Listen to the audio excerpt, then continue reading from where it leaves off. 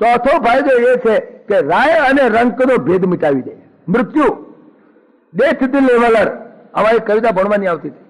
ગમે તેવો રાય હોય કે રંક હોય, પણ મૃત્યુના આગળ એનો ભય મટાડી દે.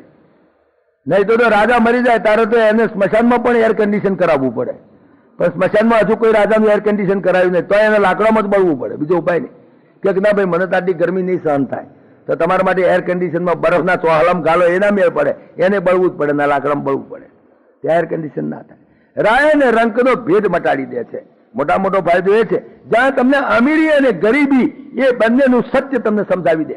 મૃત્યુનું એ મહાત્મ્ય છે કે અમીરી હોય કે ગરીબી હોય, દૂધપાક પૂરી ખાતા હોય કે બાજરીનો રોટલો ખાતો હોય, બંનેની એક સ્થિતિ.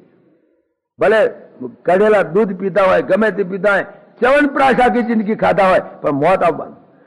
ચ્યવનપ્રાશ ખાવા આખી જિંદગી તમે કાયા કલ્પ કરાવો પૈસાના જોડે, તમારા પૈસાના જોડે તમે થાય એટલું કરી શકો, પણ મૃત્યુ ના છોડે. તમે મોટો અમીર હોય તો પણ એમને કે અમીર છે માટે જાઓ, થોડા દાડા તમે તો બહુ પૈસા વાપર્યા છે ને, તો ત્યાં આગળ મૃત્યુ આગળ લાંચ રૂપિયો ચાલતી નથી કે અમને એક્સટેન્શન આપો. બીજા બધા ચાલે, અત્યારના જે અમલદારો છે એને પાસે ચાલે, એ મૃત્યુ આગળ ચાલે.